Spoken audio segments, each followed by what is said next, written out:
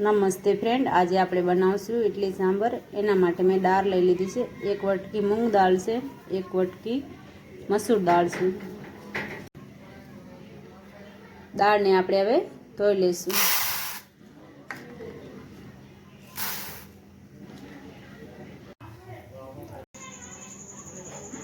દાળને આપણે ધોઈ લીધી છે।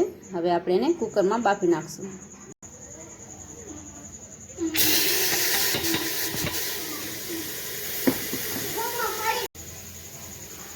હવે આપણે એમાં પાણી નાખી દઈશું। 2 નંગ મરચાં લીધેલા છે એ નાખી દઈશું દાળ ભેગે। 1 ટામેટું લીધું છે એ કટ કરી નાખી દીધું છે આપણે।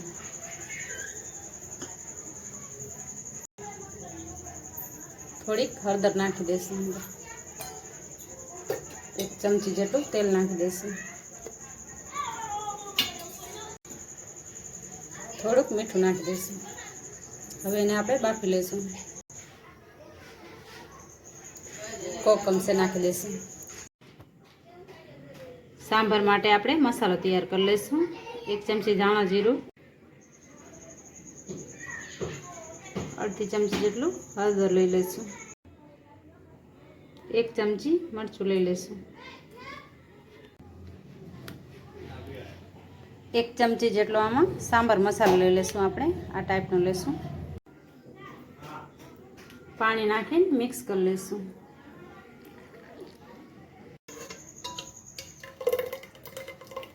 દાળ આપણી સરસ બફાઈ ગઈ છે। સાંભરનો આપણે વઘાર કરી લઈશું। આપણે તેલ નાખશું અડધા ચમચા જેટલું, એને આપણે ગરમ થવા દઈશું। તેલ આપણું ગરમ થઈ ગયું છે। આપણે એમાં લાલ મરચું નાખી દઈશું, થોડીક રાઈ નાખશું, લીમડાના પાન નાખશું। જે મસાલો રેડી કર્યો હતો એ નાખી દઈશું।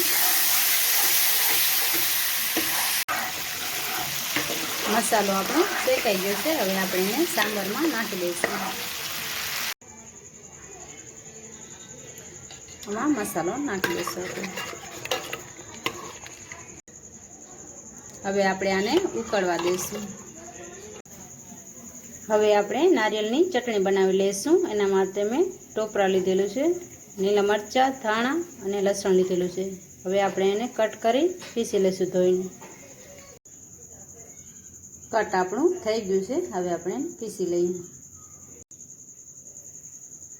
થોડુંક પાણી નાખશું।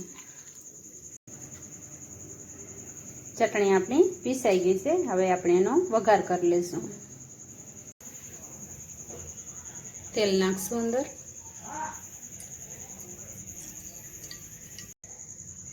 તેલ આપણું ગરમ થઈ ગયું છે। હવે આપણે એમાં રાઈ નાખશું, લીમડાના પાન નાખશું, ચટણી નાખી દઈશું જે પીસી છે।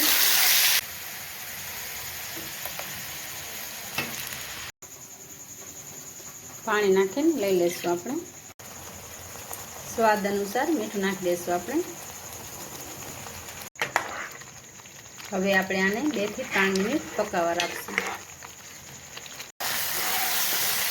ચટણી આપણી તૈયાર છે।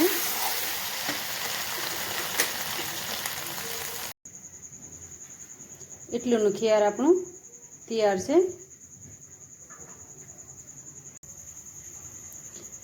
ઇડલી બાફવા માટે આપણે પાણી નાખશું અંદર, આને આપણે ઉકળવા દઈશું। ઇડલીના ફરમામાં આપણે થોડું થોડું તેલ લગાવ્યું છે। હવે આપણે આમાં ઇડલીનો લોટ નાખી દઈશું।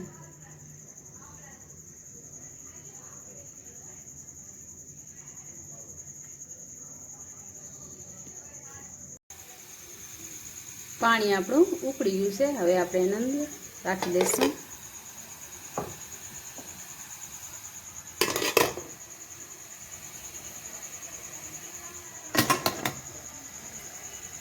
આને આપણે 5 મિનિટ માટે બફાવા દઈશું ઢક્કણ ઢાંકીને।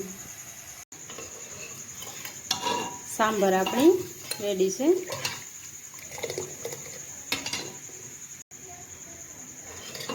આમાં તમે આંબલીનું પાણી, ગોળ પણ નાખી શકો છો।